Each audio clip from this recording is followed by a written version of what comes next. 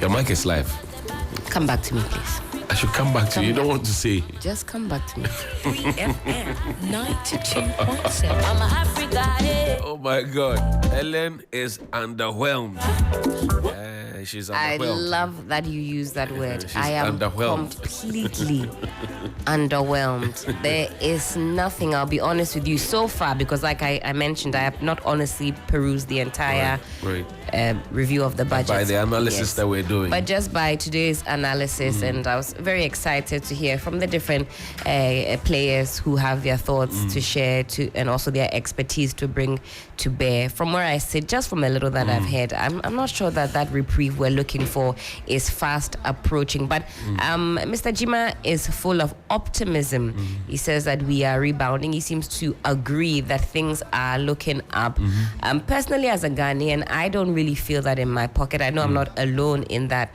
But of course, I can't speak for all Ghanaians. I'm just speaking from my own personal experience. For me, some of the issues that concern me are deferred payments of our debts to a later date, 2025, 2026, and beyond. And even with us not paying our debts, I'm not sure that the city seems to be on the up. I mean, the exchange rate doesn't look good. Yes, inflation is going down, but that still means that prices are going up. It does little to relieve the anxieties and fears that I have for our fiscal space in the future. And I don't say that lightly. We're told Sikampe Dede, don't be involved in fear mongering and all of that. But this is the reality on the ground. And this morning, across the various newspapers, if you picked it up and you were not from motherland here, Ghana, you think, whoa, this sounds good. This looks good. Yeah. But go into the streets, go into you will feel it.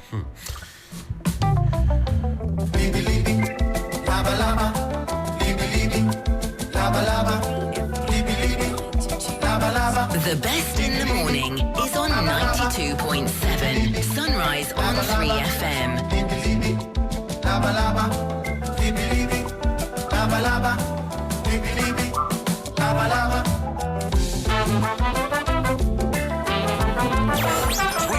Sunrise. MPP penny for I go for Lucia for and then I'm actually a CSA because penny for more. Ya quite your man, and last week is also a rally. Our Bogatanga, our Tamale. Ababesia Koyebi wa Tetima wa Takrade Aba Kumase wa Joje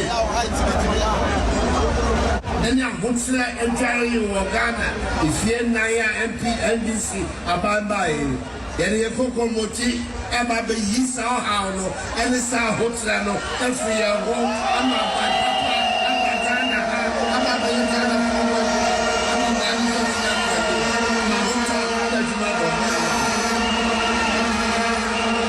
$1 CD. In the time of Mills and Mahama, 2 CDs, $1. If I was them, I would say to the people of Ghana, I'm sorry. We are sorry for the poor work we have done. We're going to go and think about ourselves. But that is not the people we're dealing with. The fruits of office. The money under the table has become sweet for them, so they're determined to stay. Are we going to allow that to happen? Are we going to allow that to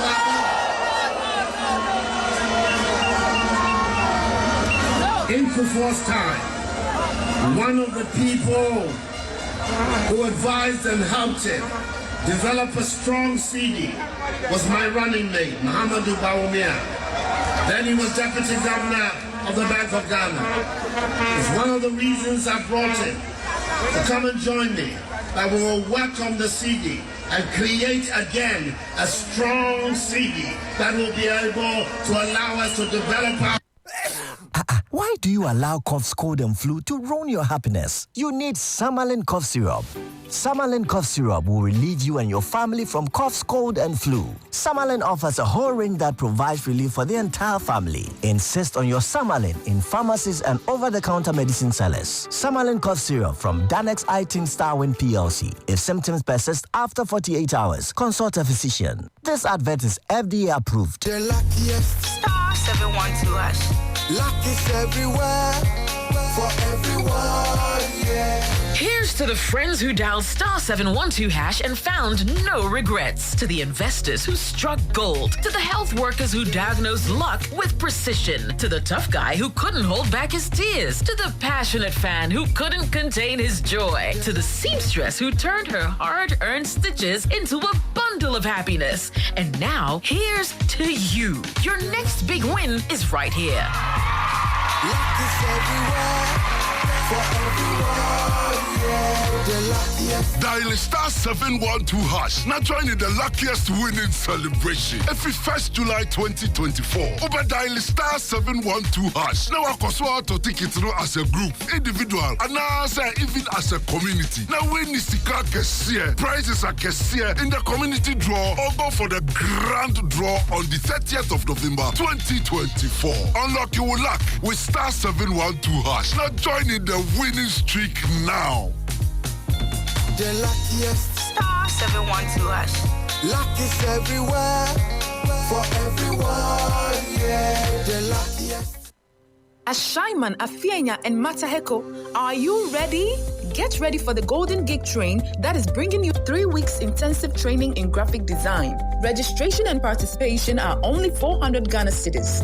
Limited slots are available. Visit kazels.com/foundation to register now. No laptop? No problem. Laptops will be provided for training purposes. Learn business card design, label and banner design, flyer design, t-shirt printing, and so much more. Date: 31st July to 23rd of August 2024. Venue: behind MF's police station. Don't miss out on this opportunity to enhance your skills. For further details, call 030-2256-753 or 054-208-5422. Proudly brought to you by the Kazel Foundation in collaboration with Gamshin College of Arts and Design. The Golden Gig Train, enhancing societies and impacting charities. 3FM Sunrise. 3FM Morning Show. 3FM 92.7. 3FM, your urban lifestyle radio. 3FM Sunrise. 3FM Morning Show. 3FM 92.7. The best in the morning is on 92.7. Sunrise on 3FM. Why? As far as I see life, 3FM Sunrise. I'm just enough for sure, otherwise I'm dead. I want you to share the riches with the poor. Before them share the poverty with you. Rich man, share the riches with the poor. Before them share the poverty with you. Take one. 3FM 92.7. Urban Lifestyle Radio Station. Man, share the riches with the Share the riches with the poor. Will that ever happen? I don't know. It's 23 minutes after 9 on Sunrise on 3FM 92.7. My name is Johnny Hughes. Hanging out with Helen Apiampo. For joining us on the phone line now is Mr. Komla Kluche. He's a parliamentary correspondent here at Media General. Komla, good morning. Thank you for your time. Good morning, Mr. Hughes. Let's begin from the MP for Sefiroso and the Speaker of Parliament and how he was asked to be marshaled out of Parliament. What really happened? Well, the issue, as the Speaker put it, 3 days ago when the Speaker came to the floor and the proceedings started, he had to read a message from His Excellency the President on the nomination of 2 justices to the Supreme Court. And in that nomination, he referred it thereof to the Committee on Appointments. And so, I mean, in the referral to the Committee on Appointments, he made the point that, yes, of course, concerns have come from a lot of Ghanaians on whether there should be a ceiling to the number of justices that should be at the Supreme Court, whether it should be 10, whether it should be this, but that. What he was asking the committee to do was, one, either consider a legislation of the sort, or there should be a position which they would have, they would need to consider. But all of this, he was not imposing it on the committee, but equally wanted them to have a broader look at this so that they are able to direct the argument, because, yes, the concerns have come in, they are rife, and that they cannot just be ignored. And in doing so, he's equally asking the committee not to, so to speak, speed the process of the vetting. They need to take their time, and he's actually giving them up to they'll be going on recess by close of next week, and so they need time to be able to do this, hopefully before they come back. But that the message of the president was quite explicit that he needed some expeditious work to be done on this. And so whilst doing that, the deputy minority leader, Emmanuel Amakofidwa, rose on his feet, wanting to also contribute, and made the point that, yes, of course, discussions are rife on this, and that the comments made by the speaker are in the position that resonates with a lot of them. But the speaker actually ruled him out. He ruled him out of order, indicating that, well, he didn't necessarily want a comment on this that could be a position being held, because one, even he, as a member of the Committee of Appointments, of course, he cannot hold a position on this. But once at that, then there's a few also MPs too on his feet, and indicated that it did not lie in the mouth of the speaker to be making the comments he made, deemed it the fact that there should be a ceiling, whether 10, 15, 30, 100, and all that. That was where the speaker retorted and said that that intervention by the USO MP was quite rude. And in fact, in the standing orders, it lies in the bosom of the speaker to determine what a misconduct is. And so, yes, if you look at standing order 35,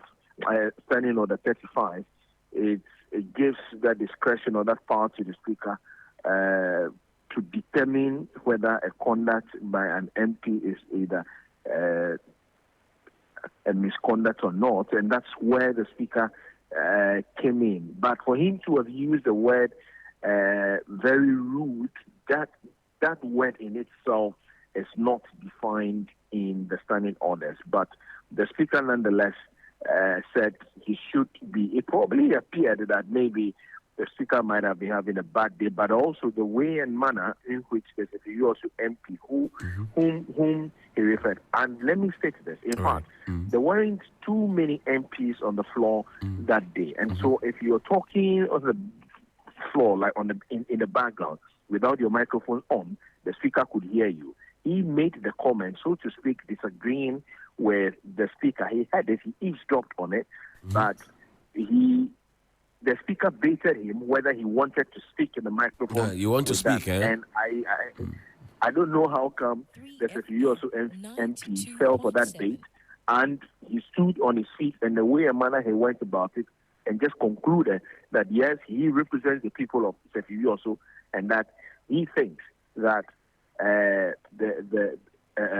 it doesn't lie in the mouth of the speaker to be making the comments that he made. And he thanked him, and then he off the microphone and started. And also the speaker retorted and said that was quite a rude comment from him. He represents Sefiyosu, but he, as a speaker, represents the entire 35 million or so people of the country, and so he didn't have that right, to say what he said to him. That's how come he ordered. Quite surprising, though, with that angry mood from the speaker, where he ordered that the marshals should drag him out of the chamber. But I think, a lot of water has passed under the bridge. Yesterday, he was in the chamber. In fact, when the speaker adorned that Togbe cloth when he entered into the chamber yesterday, I was monitoring him. I saw that the speaker looked towards the direction of Dr. Ifriye, and the speaker smiled. Dr. Ifriye equally looked at him, but he shook his head.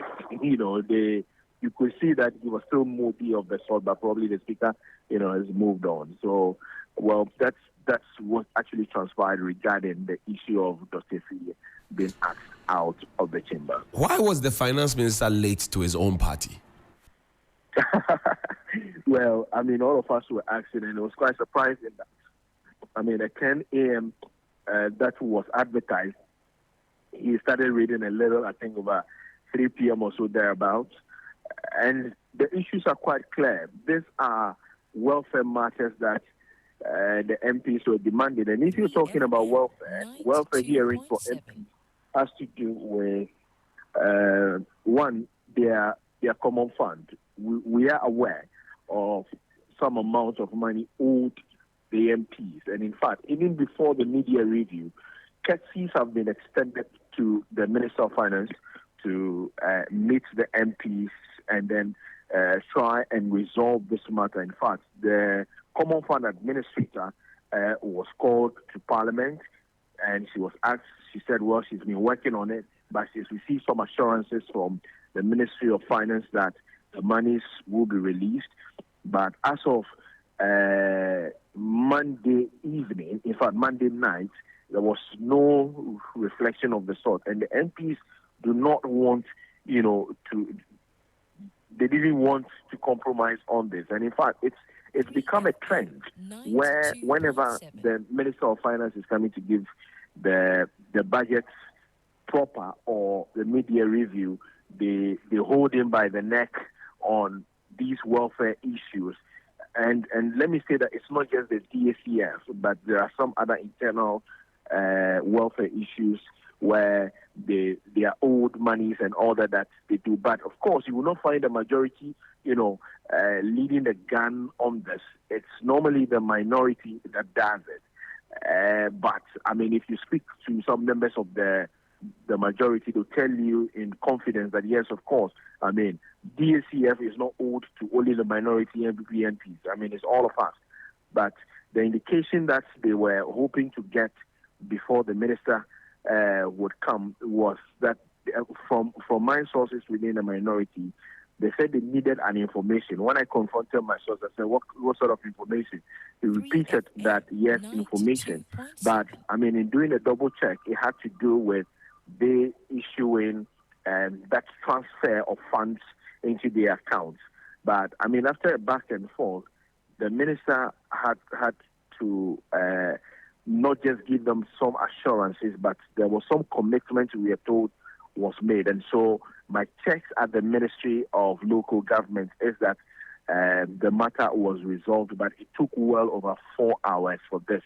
And it's the reason why, especially the minority MPs, were holding the finance minister to ransom. Now, the things that the finance minister told Parliament yesterday, I'm sure it's come with some reaction from the minority. They obviously have disagreed with some of the things that the minister said. But beyond that, what more is there for us to know? Well, we have heard from the former minority leader who says if you build a house with saliva, it's the dew that's going to collapse it. Of course, it presupposes that there's absolutely no hope in the media review that was given by the finance minister. But if you also look at the arguments coming from the majority side, yes, of course, they are making the point of that increment in the LEAP, that increment in the free SHS, that increment in or that amount of money that has been spent, on the bondholders and all that. They say that despite all the challenges, they've been able to make some substantial impact,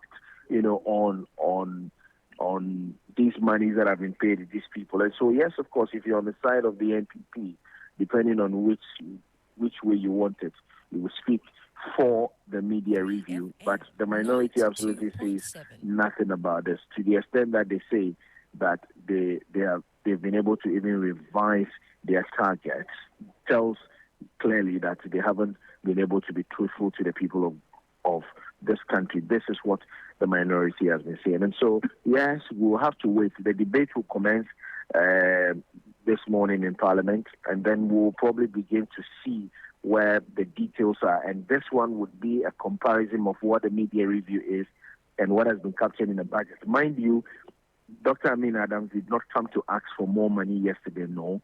And this is just a statement that he came to make largely on Ghana before the IMF. And so we will be looking at it, just monitoring how the MPs will do the debate and whether there are some new angles that it will be bringing. We can only wait to see. Kamala, we thank you very much indeed for the update this morning. We're always grateful that you could join us here on Sunrise on 3FM 92.7. This is how it played out yesterday in Parliament. Listen.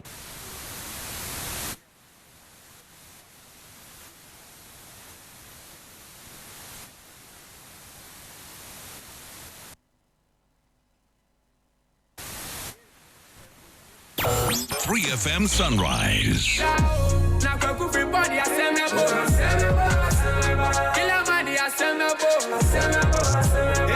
The best in the morning is on 92.7. Soon it will be your turn to share your thoughts and comments here on Sunrise on 3FM 92.7. Sembabo. Oh my God. Last year we're doing an inflation of about 31%, but now we're having an inflation coming down. And so if you look at the year on year, I think that if you do a comparison of how the economy used to be a year ago, and do a comparison of how the economy is today, we have made some significant strides. And that's one of the narratives that as a government we want to be able to push across. We are not where we want to be yet, but we've made some significant strides, and it's important that we make those points very strongly.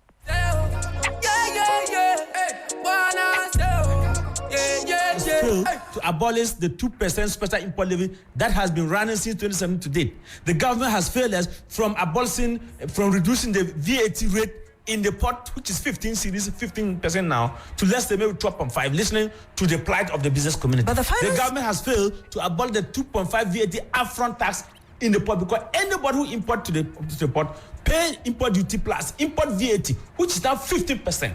At the time they brought the upfront, it was 12.5. Now you have increased it to 15%. Why don't you abolish the upfront tax straight away?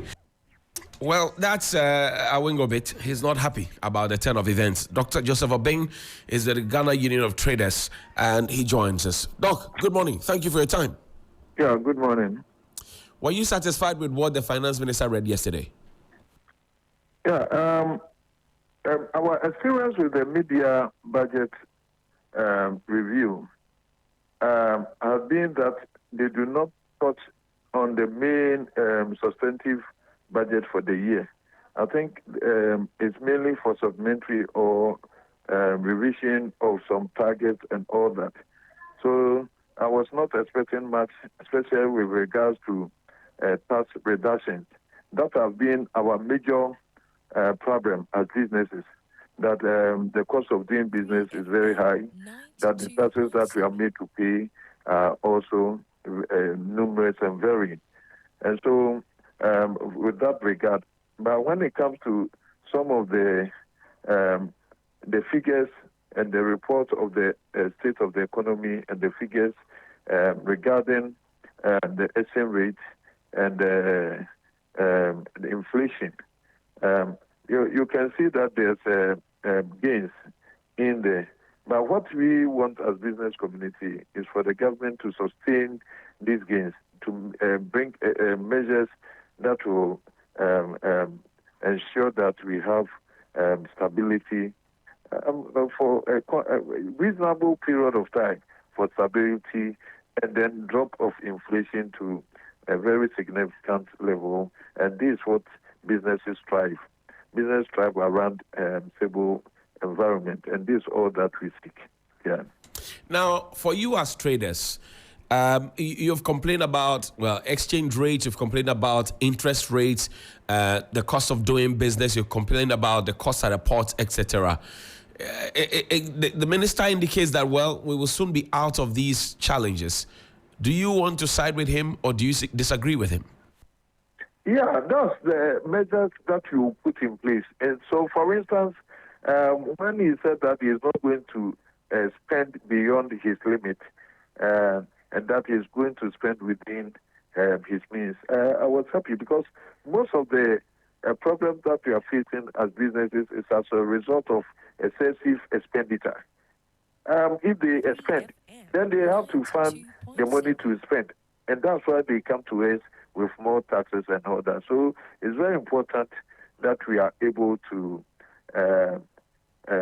ensure that we do not overspend. Right. And so I was very happy with that. And so we should give ourselves a pinch, and we should avoid any temptation, especially in this election year, to overspend for political expediency. That will come back to hurt us, to hurt the economy. Yeah. But we are in an election year, Dr. Obeng. You know that election years always come with those kinds of expenditure, whether you like it or not, because the political class will do what they have to do to win the elections. So how sure then are you that this advice that you are putting out there will be taking hook, line, and sinker? So I don't know whether they can spend outside the budget, and so the fact that it did not come for supplementary budget for increase in the budget, then it gives me assurance that probably they will be able to abide by that promise. So unless maybe I'm not an economist, maybe if there's a way that they can spend outside the budget, then that's what I'm saying, that they should avoid any temptation that will make them spend. Because election will come and go, but the economy will have to stay beyond. And whenever there have been excessive expenditure during elections and all that, the rippling effect is that we throw the economy out of gear subsequent years. And sometimes it takes us a whole 4 years or a whole term of office to stabilize the economy again. So it doesn't help our cause if we do that. Doc, for your members who are almost folding up, their businesses are shrinking, the people who depend on them for employment and for their livelihoods are also really under that particular influence. What do they tell you when they meet you and they hear some of the things that were said yesterday in Parliament? So it was only yesterday, and I must say not so many people have communicated with me in this regard. I've talked to a few executives, and what we are all saying is that it's very important that if there's any gain, any form of gain, let me say there's seeming stability in the local currency, but it does not mean that we'll be there, because we can do better for it to come further down. Inflation should also come further down. And these are all what we are seeking, that they make every effort to sustain the stability, and also even try to bring it further down, to bring respite that the business needs to grow. Do you get a sense that government listens to you when you talk, especially knowing that you are a key stakeholder in the industry, you are on the ground, you know what's going on? Do you get a sense that when you talk, they listen? Yeah, we've succeeded in some of the dialogue, and most of them too, we've been ignored, as we all do. And so we keep on talking, and then and we know that sometimes good sense will prevail. Now, one thing that I was also happy about is the the financial support given to the SMEs as a mitigating measure to help some of us. I think the amount involved is about 8.2 billion. If this money is targeted to the correct areas and then given to the correct people, then of course it will help. Because we in our quest to diversify import, I think this fund should be directed to import diversification and to areas like manufacturing and export and all that. And then we identify the business people who can actually deliver and give to them, not to political cronies. If that is done, then at least they have also brought some mitigating to the SME, which have suffered a lot with all this time. Yeah. Thank you, Dr. Joseph Obeng, President Guta. We're grateful. Thank you so much. Great. And that's Dr. Joseph Obeng there of Guta. Listen to Professor John Gachi of the University of Cape Coast on this matter. So that is the reason why a significant portion of that 54% went down up to 22%. It is not because we are engaging in production. It's not because we are engaging in proper management, so to say. It is just because of that effort that resulted into the reduction in inflation. But we want to see inflation reflecting on the market. Inflation is not reflecting on the market. We can see how exchange rate is reflecting in costs. It's reflecting in price build-up across the country. So that is significant. We cannot wish away these realities of the economy. The best in the morning is on 92.7 Sunrise on 3FM. It's coming down. Let me give you the microphone. 055-924-2717 and 055-691-0154. 055-924-2717 and 055-691-0154. Good morning. Oh, sorry, we missed that. Please call us back. 055-924-2717 and 055-691-0154. Good morning. Good morning, Dr. Williams. Yes, sir. Talk to me, Eben. Uriah, sorry. Yeah. Johnny, this morning you summarized everything with Helen. You concluded by saying that with all that is happening right now, the high cost of things, high rising inflation, nobody is going to jail. Nobody is going to do anything to anyone. So in the end, what do? Are we just living as like I would say as like animals that we live and when we die we are dead?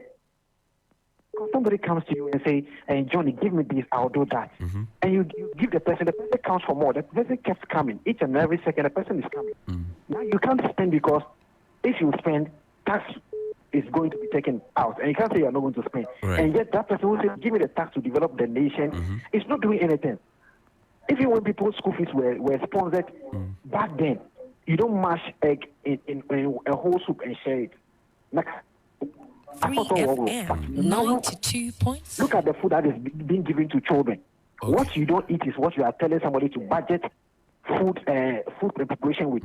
Once it is 30%, once it is 50%, 2 cedis. Can it even buy pepper? Okay. Can it buy pepper?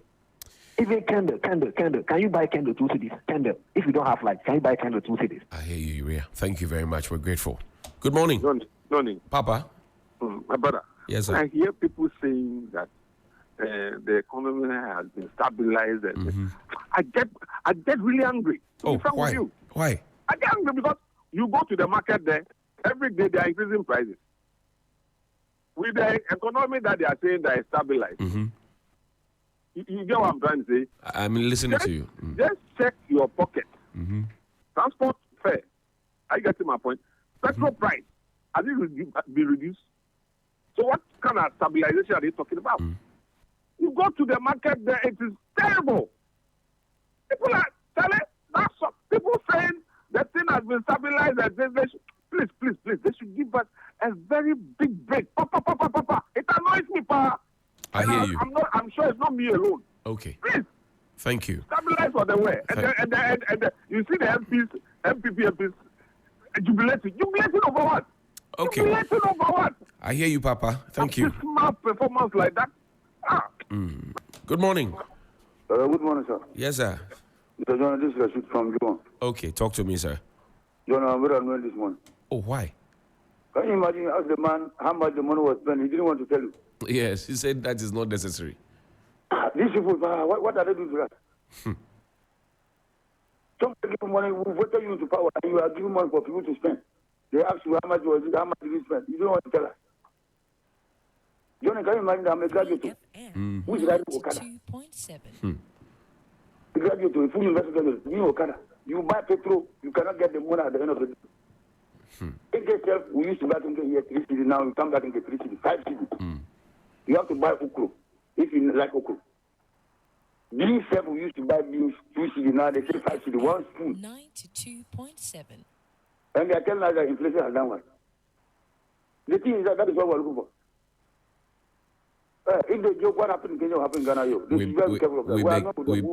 We beg you. When they were even in the budget, I saw the MPs, they were dancing, I don't know what they were doing. They are making fun of us. They don't know that people are suffering this now. We beg you. It's not good for us. We are suffering. People are dying. I beg you. We beg you. Thank you. Thank you so much. Good morning. Good morning. We cry for peace. We cry for love, my brother. And justice as well. Odewale, how are you? I'm fine. Talk to me. Thank you, my brother. You see, 2 things, quick one. That were neither here nor there. Lease has not been paid. If you tell the whole world that you have increased, you have increased on paper. And let me tell you, I've been frustrating the lead beneficiaries. People who are 70 plus should go for 3 guarantees before they will know whether they did exist on the lead program. People have been benefiting. Now you have not been paying them, you have been short paying them. And let me also tell you about the school feeding program. Now the caterers have decided not to cook. There's no cooking in any school, I'm telling you. I'll give you an example at a Wutu Breku, St. Peter and Paul Anglican Basic School. I've mentioned this over and over. No cooking anywhere because they are not paying them. Even when they go to credit, they are chasing them up and down. So to me, these 2 mentioned alone were neither here nor there. Have a blessed morning, my brother. Thank you. Good morning. Good morning. Hello, good morning. Good morning. I can hardly hear you speaking to the phone. Good morning. Good morning. Yes, sir. Yeah, for me, they should come to the parliament and read their numbers. But I'll go to the market and face the reality. Okay, and today happens to be my birthday, so I will. Happy birthday to you. Happy birthday to you. What's your name, please?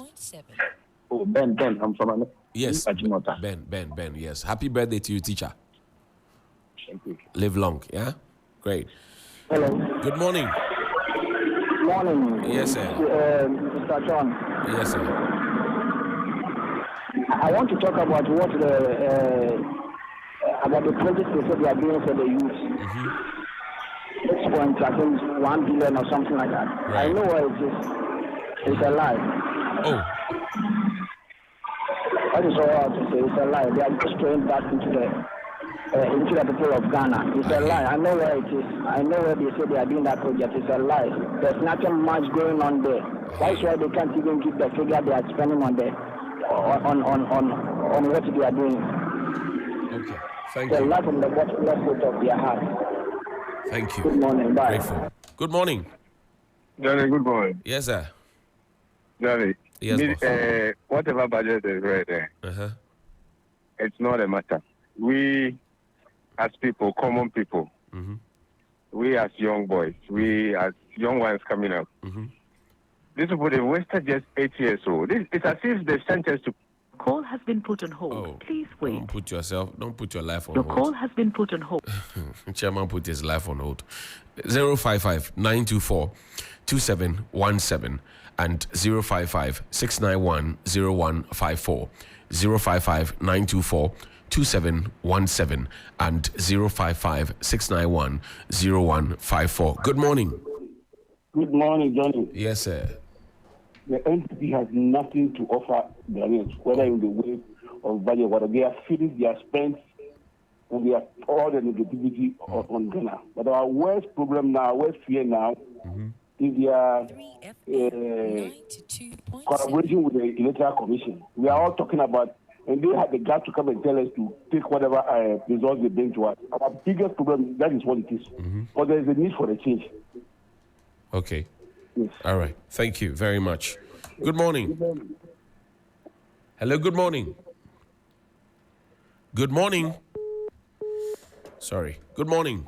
Good morning. Yes, sir. I'm Johnny calling from Kufuria. All right. Talk to me, my brother. Right. Patrol. I'm a family. I do choose personal or share Japan. I know scam now. I want to come home. Master, I catch why I almost to buy. I go to crack this coming and coupon. Now, what is you do choose come home? I'm confessing. You, Mati, Medasi. We have to go, Helen. It's time for us to go. We'll do a few birthdays. That's right. And then we will check out. Oh, let me put this one through.